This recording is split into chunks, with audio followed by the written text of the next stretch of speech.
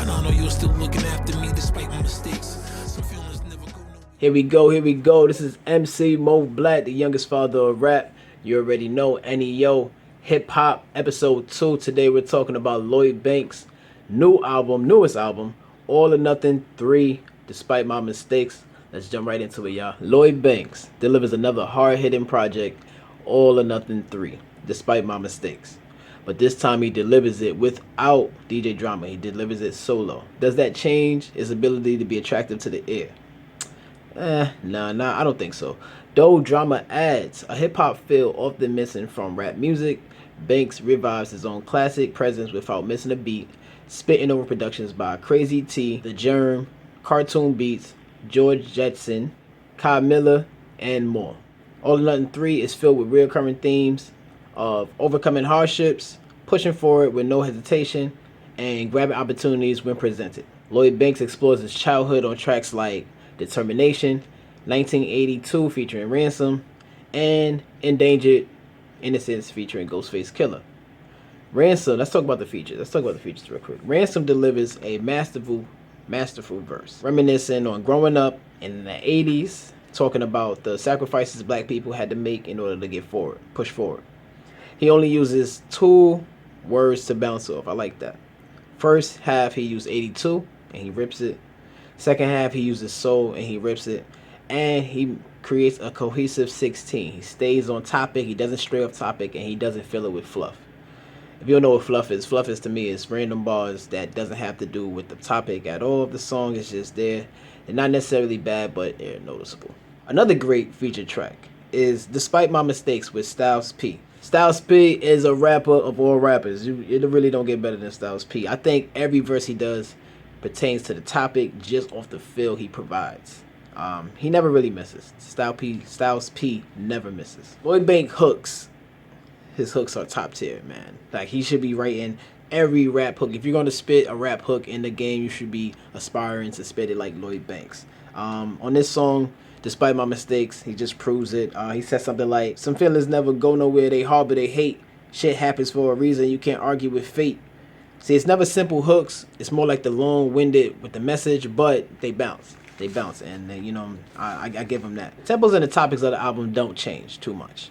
Is that hurting Lloyd Banks? I could say this. His versatility seems limited, or at least it was more at the forefront when he was signed with G-Unit. He gives us songs like Rollin', produced by Hero Wayne, which is a good change of pace because of the production and the flow. But the topic is the same, so it doesn't stand out much. No tracks stand out much, I can say that. No tracks really stand out much. Another cool feature track is Endangered Innocence featuring Ghostface Killah. That's a great hip-hop rap track. I like that one. Produced by Nicholas Craven. And Ghostface delivers a classic Ghost verse. He says things like, my favorite line is carnation milk over cornflakes.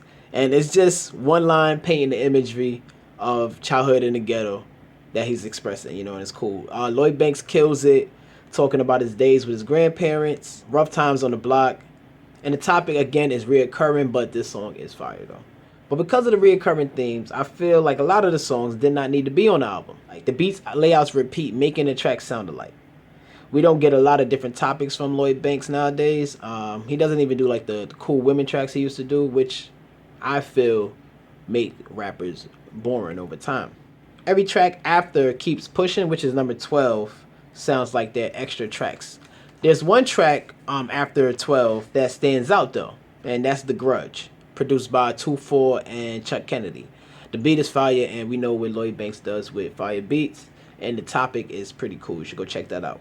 But everything after the feature with Top of the Line, which is Dedication, Top of the Line delivers a fire ass verse on Dedication. Y'all should go check that out. But everything afterwards seems like it was just fluff. But if I was asked for my non-expert opinion, I would suggest Lloyd Banks would benefit from writing about different topics within his main scope. Maybe delivering different stories, but giving details and being creative, making up some shit. It's okay. At this point, we know you're nice. We know you have the ability, to spit about your life. But, if you made up stories about other people, or anything, you know, just what happens within the ghetto, tell other stories, that would be cool, you know what I mean? And those cool ass songs he used to do about the women, like, you know, about women, that shit was fire. You should probably get back to that. Also collabing with artists that are not so similar to him, I think, in order to enhance his versatility. I think that would help him as well. Overall, if you want a classic Banks, this is it. All or Nothing 3 is a bop. I'm giving it a 7.5 out of 10. I feel the album gives you enough on within the first few songs. You'll understand it and you'll like it. You'll love it. After that, you're gonna pick like 1 or 2 or 3 that you may bop with, but you know, again, the understanding of the album is all within because the topics are reoccurring, so you'll get it. That is my non-expert opinion on Lloyd Banks' new album, All or Nothing 3, Despite My Mistakes.